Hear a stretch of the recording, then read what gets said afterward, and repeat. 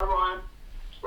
You mentioned them five cups, so that's 15 points up for grabs. So Champions League football, it can be done, and you've just got to hope results go your way. So it's still a possibility for Tottenham, isn't it? Mathematically, yes, it is possible. Listen, the Premier League's a difficult league.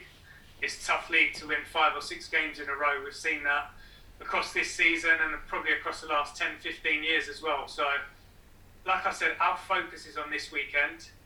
It's a cup final for us. Every game is now. It's an important match. We want to go there full of confidence, with a positive mindset, put in a positive performance and get a win. That's our focus, our sole focus in this moment in time. Sorry, another question, Harry Kane, but how was he after the game? No flare-up with his injury? Is that all fine? Is he going to be fine for Sunday? Yeah, Harry was fine in terms of his injury. He was disappointed like all of us. It hurts all of us as players, as coaches, everyone associated with a football club. Last Sunday hurt. But like I said, Harry's a top professional. Unlike the whole group are, to be fair. They've trained hard, they've trained well, and we're prepared for the weekend. Thank you for that. Yeah, good, thank you. Just picking up on last Sunday, a lot of people maybe had a few critical words to say about the fact that you didn't actually really go for it, and to be fair, you might, if you had done, maybe you'd have been beaten by more, but maybe you might have won the game. How do you respond to that? I don't know what people have been saying. I really don't. I've been in my own little bubble with this group of players in this football club, so I've not heard anything from the outside. Listen, everyone's entitled to an opinion. From my point of view, the first half, yeah, it was difficult at times. We see that. We rode our luck a little bit, but I think if you watch the game and you analyse it, the second half, it was a different game. They didn't really create much. They scored from a set piece. Yes, I know we didn't have many shots on target, but the way we approached the game, the belief we had, we started to get a bit more control in the game, playing a different way as well. There was lots of positives to take from the second half, and we've had a week this week to really work on certain aspects of our game. And like I said, it's been a positive week for us after a disappointing result. For both you and Sheffield United, not the seasons you'd have wanted, below par seasons, you could say. Both have changed manager, which at the beginning of the season seemed massively unlikely. Is this down to the fact that it's been an unprecedented time? No fans, games so thick and fast. I mean, what do you put it down to that they're in a position they're in now and you're in a position you're in? It's football. It's football. It's a results business. Our season isn't over, so listen, we can still make it a good season. We've got 5 massive games for this football club, and the group know that, we know that, so our focus is on Sunday. We're not thinking, it's a disappointing season, because like I say, this season isn't finished for this football club, and that needs to be the mentality for the group. It is the mentality for the group, so we're going to go into the game Sunday, and we know and we realise that it's a big game. Finally, you said you haven't spoken to Harry about his future, but there's massive speculation, and wherever you look, whatever you listen to, whatever you read, it's there. Is it affecting the squad, and how do you make sure that the squad aren't affected by it? Listen, there's always speculation about best players in the world. Harry Kane is one of, if not the best number 9 in the world. So that talk has been there for a number of years now. In terms of managing the group, no, we don't need to manage that. I've said it before, Harry Kane is one of the most professional guys I've ever seen or come across in my life. So that's the most important thing. The players, that's what they see. They see a leader in training every day that sets the tone, sets the example. And when you're one of the best players in the world and you're acting like that, you can only appreciate and applaud that kind of mentality. Good to see you. Hello. I'm just wondering whether you've had or feel you've had any chance to catch your breath, because the last couple of weeks must have been a complete whirlwind, or does it feel like you're still going at 100 miles an hour with all of this? It's been a whirlwind, you're right.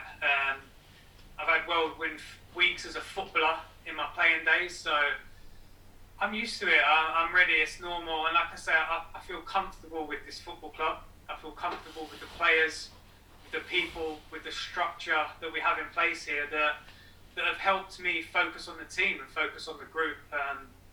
That's the most important thing. My feelings and certain things going on in my head aren't important, because the messages that's been to the lads, and the most important thing is that we have to be ready, we have to be working, we have to have a certain mindset, a certain mentality to compete, because in the Premier League you don't just turn up and win games of football. We've seen that. So my energy and my mind has been invested in the group and making sure they're ready. And when we look ahead to Sheffield United, yes, already relegated, but as we saw against Brighton last weekend, sometimes strange things can happen when that pressure's on. Yeah, it's a totally different kind of mentality they're going into the game. Yes, they're coming to probably the best stadium in the world, so they're going to up their game. They're going to compete. They always compete. We know that with the Sheffield United team. I know their manager Paul as well. He'll get them competing. They'll be 100%. So, listen, professional football at the elite level, there's no easy games. Our players know that. We have to be professional. We have to respect the opposition, and we have to be 100% committed to get a positive result. And just finally on Paul, it's been revealed this week he is on their 5-man shortlist for the job, in a similar position to yourself, interim until the end of the season. He's been quite coy about going back into that number 1 role potentially, but if that is on his mind, a huge amount for him to play for, as it were. Yeah, of course. I mean, he's representing a Premier League football club, so he's a proud man. He's professional as well, so I'm sure he'll be doing everything he can to get his team ready. And likewise with me and the coaching staff here, we've done all we can this week, and we'll continue to do that to make sure the group are best prepared for the weekend.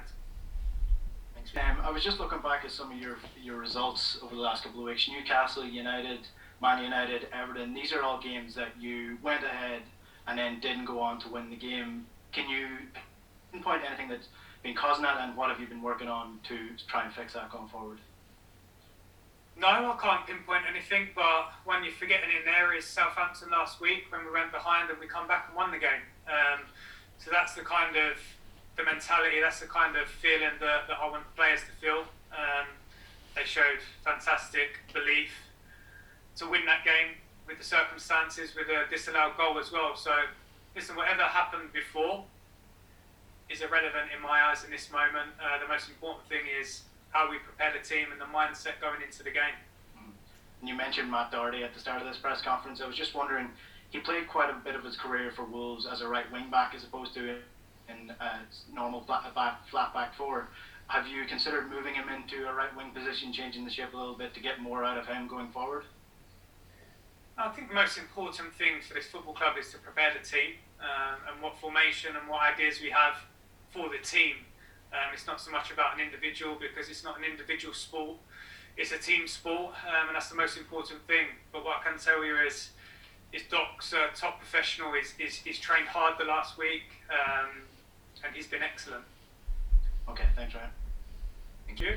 I know you've been totally focused on the football, and you were totally focused from the touchlines last Sunday, but what did it feel like when you heard the crowd singing "He's One of Our Own" and Ryan Mason's "Blue and White Army"? Yeah, I mean, it's nice. It's a nice feeling, of course. I've always felt loved by people within this football club, the fans, and everyone that's associated with the club. I've had a long affiliation with the club, over 20 years now, so I think everyone knows that I care deeply about the football club. My mind and my attention was fully involved in that game. So I wasn't aware of it until afterwards. A family member told me. But listen, I've always felt loved within this football club, and I really hope that this weekend and towards the end of the season, they can feel a real connection with our group of players.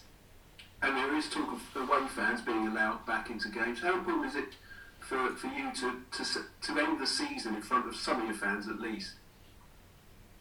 Oh, it would be nice. I think everyone involved in football, everyone in society wants to get back to some sort of normal life where we can do normal things. And I think the last year for sports fans, their football team has been a massive, massive part of their life, probably more so than normal because we haven't been able to go and release that energy after a working week and go and watch our team and express so many emotions. So I really hope that come the end of the season, that is the case, where our fans can come back and our fans can feel that energy with the players and the players likewise. So it's important, it's so important because as a football club we need to feel that.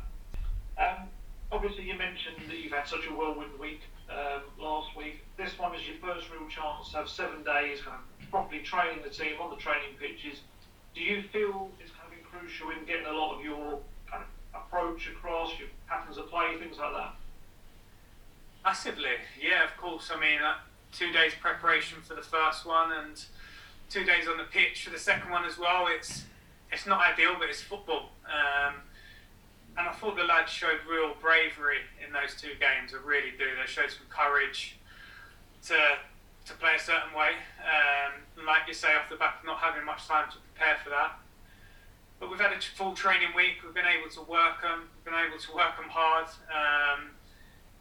Been in the classroom as well. So it's been important. Of course, it's been important. And the most important thing is that you win games. You win games of football because that changes the energy, that changes the feeling within the group. And the players, yeah, we know the importance of this weekend. It's a really big game for us. And you could certainly see at the weekend the attempts to kind of play with more possession-based football. I think there was a little surprise that perhaps Tongi and Limbele didn't continue in the team. I just wondered was there a temptation for you to use him because of that style of football you're looking for?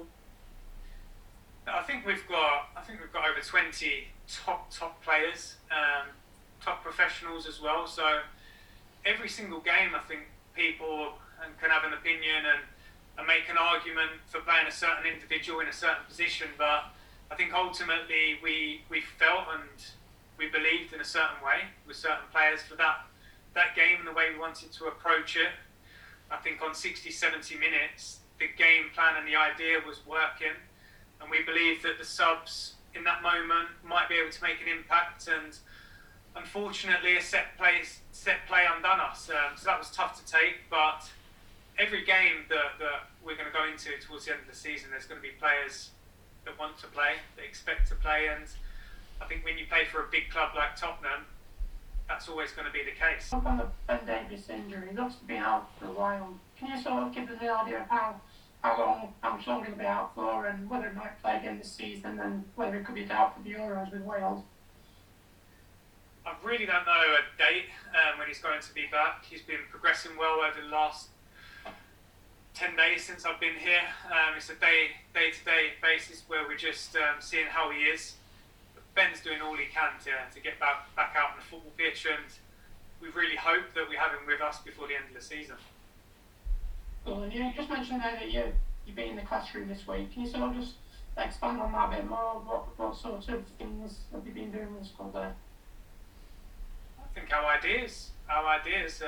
We've only been here over a week, so some things take time. I'm very conscious at the stage of the season. You don't really spending too much time out on the training pitch. We've had over 50 games this season, I think, or close to 50 as a group. So it's a lot of games, a lot of football.